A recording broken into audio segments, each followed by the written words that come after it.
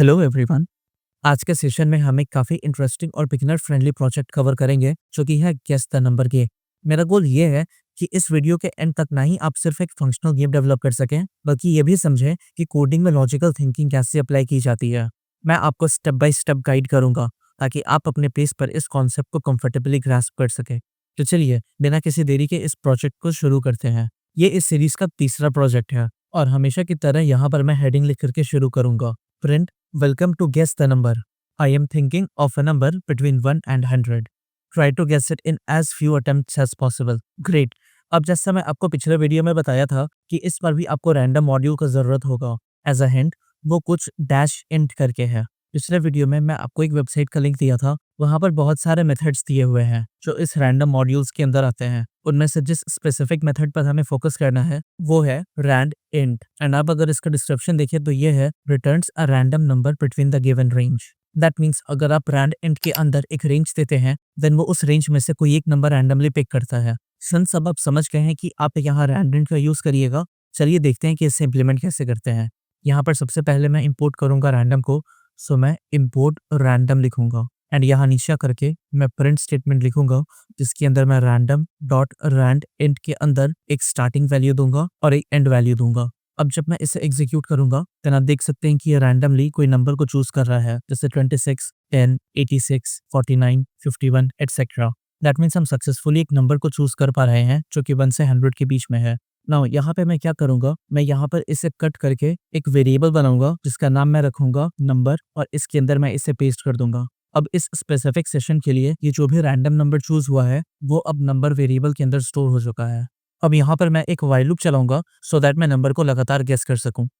इसके लिए मैं लिखूंगा वाइल ट्रू एंड मैं गेस नाम का एक वेरिएबल बनाऊंगा जिसके अंदर मैं यूजर से इनपुट लूंगा। सो ये है and input enter your guess. Now यहाँ पर मैं एक चीज चेक करना चाहूंगा, अगर जो गेस है वो 1 से छोटा है या फिर वो 100 से बड़ा है तो इस केस में मैं प्रिंट करूंगा invalid input, please enter a valid number. And now यहाँ से मैं गेस करना शुरू करूंगा। So if guess is less than number, in that case मैं प्रिंट करूंगा too low try again. Elif जो गेस है वो ग्रेटर है नंबर के कंपैरिजन में, देन इस केस में मैं प्रिंट करूंगा too high try again. Otherwise मैं प्रिंट करूंगा congratulations you guessed the number and then मैं इसे ब्रेक कर दूंगा सो दैट ये लूप ब्रेक हो जाए। ग्रेट। अगर जब मैं इस कोड को यहाँ पे एग्जीक्यूट करूंगा देन लेट्स से कि ये गेम कैसा चल रहा है। मैं यहाँ पर इसे थोड़ा बड़ा कर लूँ, लेट्स से मैं नंबर चूज करा 50, मेरा गेस बहुत हाई है। सेकंड गेस 25, ये भी बहुत ज़्यादा है। थर्ड गेस 20, ये भी बहुत ज़्यादा है। फोर्थ गेस 15, ये भी बहुत ज़्यादा है। फिफ्थ गेस इज 10, ये भी बहुत ज़्यादा है।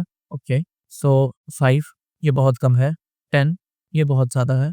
7 ये भी ज़्यादा है। 6 ओके, सो ये नंबर 6 था। ये कोड तो सही से काम कर रहा है बट यहाँ मैं एक और चीज़ ऐड करना चाहूँगा और वो है नंबर ऑफ अटेम्प्ट्स। उससे मैं कैसे इम्प्लीमेंट करूँ, मैं क्या करूँगा, यहाँ नंबर के साथ साथ मैं अटेम्प्ट्स को भी काउंट करूँगा बट मैं शुरू में इसे ज़रूर से इनिशियलाइज करूँगा। जैसे जैसे मैं गेस करता रहूँगा वैसे वैसे मैं अटेम्प्ट्स को 1 से बढ़ाता रहूँगा।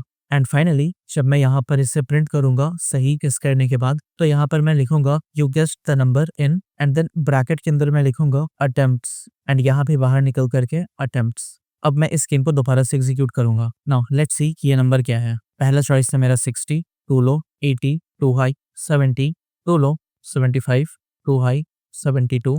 ऑलराइट, यहाँ आप देख सकते हैं कि मैं अब नंबर को सही से गेस कर लिया और इस बार मैं टोटल 5 अटेम्प्ट्स में इस नंबर को गेस कर रहा हूँ। ऑलराइट, ये था हमारा तीसरा project guess the number game और ये है पूरा कोड एंड हम लोग सक्सेसफुली इस गेस द नंबर गेम के प्रोजेक्ट को कंप्लीट कर लिए हैं। ये प्रोजेक्ट बिगनर्स के लिए एक एक्सेलेंट स्टार्टिंग पॉइंट है और मुझे पूरा विश्वास है कि आपने इससे कुछ नया सीखा होगा या एटलीस्ट एग्जिस्टिंग कॉन्सेप्ट्स को रिइंफोर्स करा होगा।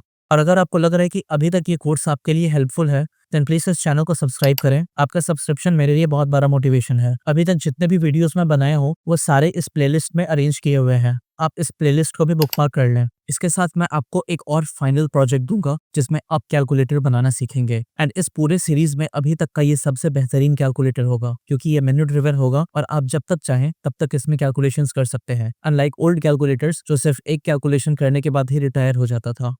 अगला वीडियो इसी का सोल्यूशन वीडियो होगा। तो मिलता हूँ आपसे अगले सेशन में, तब तक अपना ध्यान रखें और कोडिंग करते रहें।